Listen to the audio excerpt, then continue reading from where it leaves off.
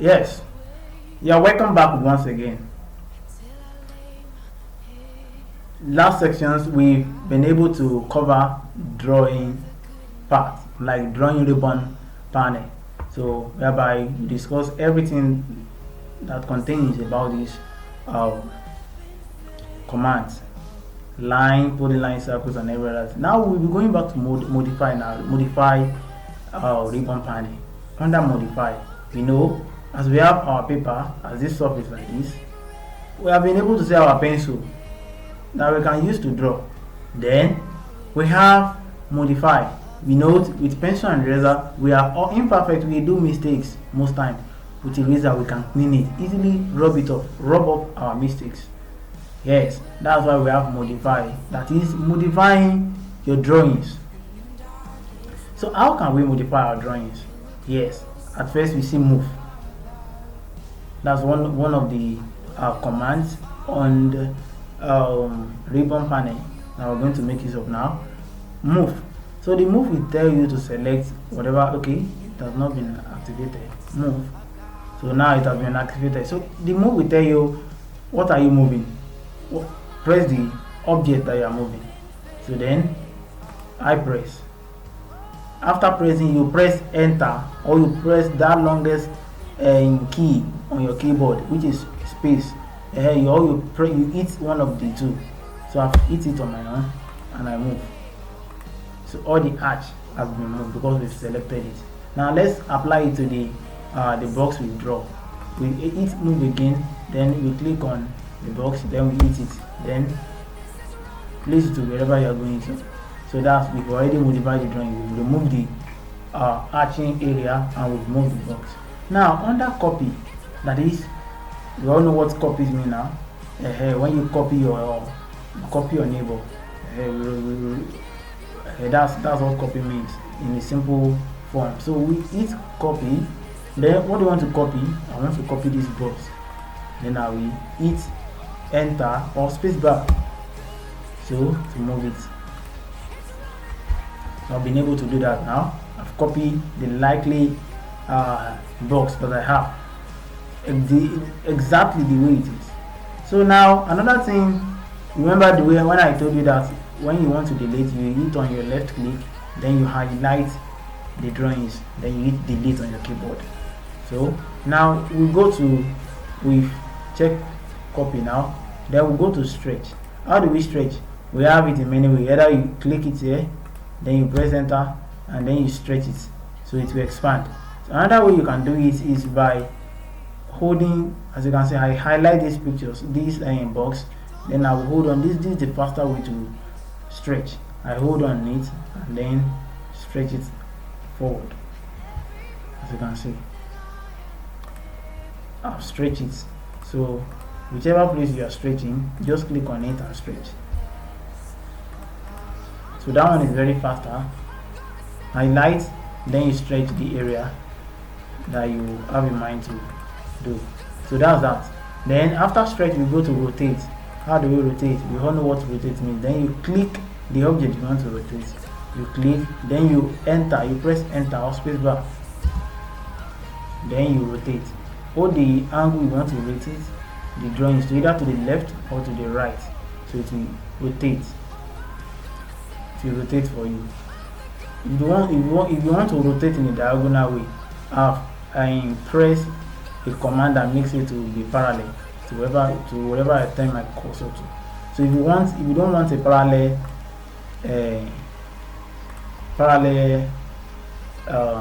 like you want a diagonal rotations. So you want this rotate, and you want a diagonal rotations. So now as you can see, this one is vertical and horizontal of the thing. But if you want a diagonal rotations, just go down here, like this down part of your AutoCAD. You see something like this, we call it restricted cursor orthogonally. It is being on. So if I press it, see, I can now move where I wanted to place it.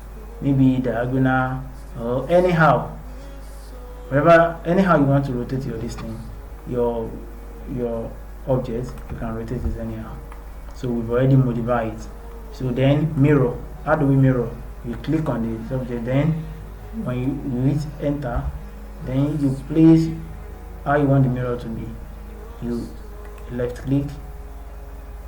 So as if you want the mirror to be in a diagonal form, or you want this thing to rotate vertically, you can either press F8 on your keyboard or go back to the auto mode by honing it, as you can see. So it is very restricted to vertical part. Yes. So, and if you want the thing to be rotating up and down, you turn it off here, then you rotate it. So there is a lot of commands in AutoCAD, of which I don't want to bother use too much on it, but like I said at the beginning of this tutorial, I mentioned that this tutorial is all about turning around the user interface of AutoCAD, and that's what we are doing here. I don't want to bombard your head with different kind of code yet. You will still know it as time goes on. I hope it now, then I place it here. It now says erase source objects. This is our source object, so it is being highlighted in blue color. So I said no, I'm not erasing it. I just want to mirror so that everything can be side by side. So as you can see, this is what we form. So now we are done with mirror. Then scale. How do we scale? What does scale mean? You know, when we are doing our drawings, we put it in different scale, especially sections and plans. Maybe you are drawing a plans of a particular object. You will normally use any scale. You could use 1:100, 1:50, 1:75. So that's what scales mean. Scales defines how drawing looks like. The higher the scales, the higher the scale, that's how the drawing is going to small. The smaller the drawings. Like the higher the scale, the smaller the drawings. And the smaller the scales, the higher the drawing, like the bigger the drawing. So now that is the scale. But the fast scale, how to make use of fast scale, is it. You click that object, then you hit enter, then it will scale the drawing for you. As you can see, it's getting larger. Hey, how can you appreciate this? This one is more than one. Okay, let me off the auto mode and see. This one is getting out of hand. Let me draw another box, another rectangle. Sorry, I use code. Let me use normal. So now let's use scale. You've already pressed it, then you hit enter, then you resize it. As you can see, it's getting bigger. It's getting bigger. Then use a very smaller rectangle here, so you can appreciate it more. So this is the rectangle. I want to scale it. So I will press enter. Then as you can see, it's getting bigger. It's getting bigger and bigger. So when we set up the limit, the scale will come out well. This is our drawing. I will still tell you about the limit and every other thing. And just like I mentioned, we are doing the turning around the user interface of this. So now we are still modifying our all our this thing that we draw. So then after scale, we are going to trim. So what is trim? Trim is just like you want to make it is the normal English. Trim, when you trim something, you are trying to shape in a form whereby it will look nicer, or it will fit your desire, how you want the thing to be, to fit it. So now I want to trim. Now what's trimming? For example, now let's look for how we can trim this. So I will go to mode, draw a line. So I will on my auto mode so as to have a perfect line. So I will draw a line. This is it now.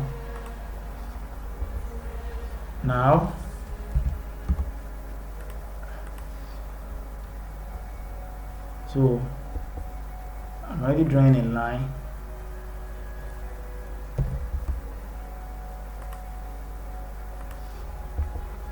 Now this is where trimming comes in. So I represent this one as like a plan. Then I want to make use of trim now. I want to trim this as at the entrance.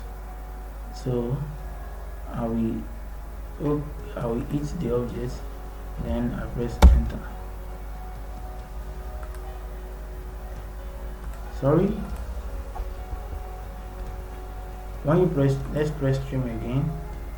Then we select the object. Now we press trim. Hey, sorry about that. So in trimming, you press trim here.